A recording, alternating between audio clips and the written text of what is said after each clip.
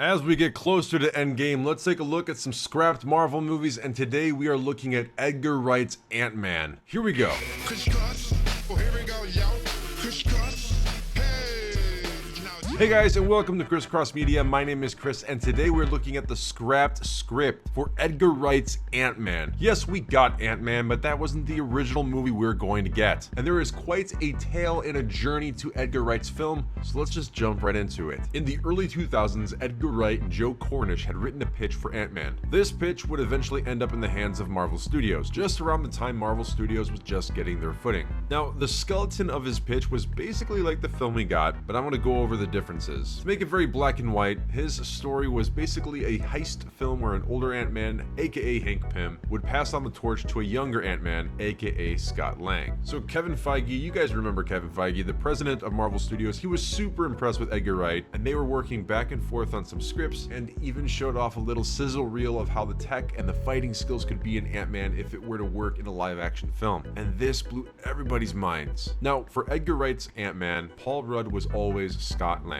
In fact, when Edgar Wright was working on the film, most of the cast was set in place, and that's pretty much the cast we got in the final film. Things were going good for quite some time, but then things started to get a little shaky after Iron Man 2. The big problem was Wright really wanted this film to stand on its own, just a singular film, something you could watch and enjoy without having to watch any other film in the Marvel Universe. So in 2012, The Avengers came out, and it was a smash box office hit, and everybody was asking where Ant-Man was. Well, there was talk about Ant-Man being in Phase 2, then it got pushed over, and Marvel was saying it'll come out after the Avengers 2. And during this time, Edgar Wright was pleading to Joss Whedon, who was directing Age of Ultron, just asking please change the origins of Ultron. Ultron, of course, being created by Hank Pym and his technology. And Wright's reasoning was that he wanted Ant-Man's first appearance to be in a standalone film and not kind of sidelined next to the Avengers in an Avengers film, which makes sense. So Joss changed the backstory, having Tony Stark and Bruce Banner being the creators of Ultron, and everything just proceeded after that. But really, after the success of the Avengers and Iron Man 3 and Age of Ultron, Marvel Studios proved that it wasn't a one-hit wonder, and it had a consistent hit after hit. So there was a lot of pressure from Marvel saying, hey Edgar, you have to put some world building within Ant-Man. And this was something he really didn't want to do. We are now at 5 draft rewrites. That's 5 different scripts. And Kevin Feige said, you know what? We're going to do our own rewrite without Edgar Wright or Joe Cornish involved in any way. It's still your film, but we're going to do our own version. Now, Joe Cornish, he was extremely mad, but Wright said, you know what? This is my baby. I'm going to stick this out and I'll read their script. And after he read the script, he felt he wasn't the man for the job anymore, and it strayed too much from his original vision. So he just left the project, and the directing duties were handed off to Peyton Reed.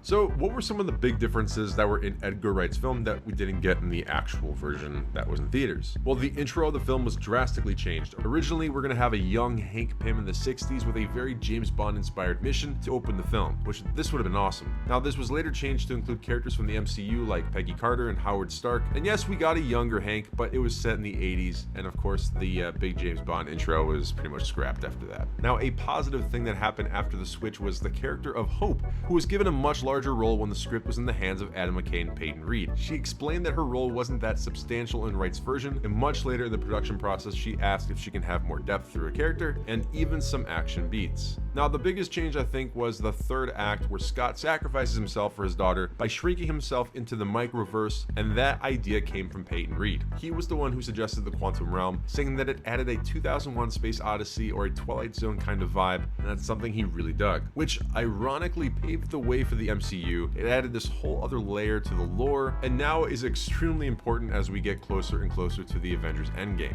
What's the transition been like getting Peyton on board? You know, we had Edgar Wright before, and what's that been like for you as an actor? Bumpy for sure, and I was I'm really sad about it. I mean, Edgar's brilliant, and Edgar brought me on. Edgar's my friend. And that's how Edgar Wright's Ant-Man was scrapped. Thanks again for watching. What do you guys think about this? Do you guys even like Ant-Man or Ant-Man and the Wasp? They're kind of like little Marvel refreshers, you know, after Age of Ultron, after Infinity War, you have a nice little dessert that is Ant-Man. I enjoy these movies. We'll continue on this road to Endgame with more scrapped Marvel movies coming soon. Thanks again for watching, guys, and you've just been crisscrossed. Peace out.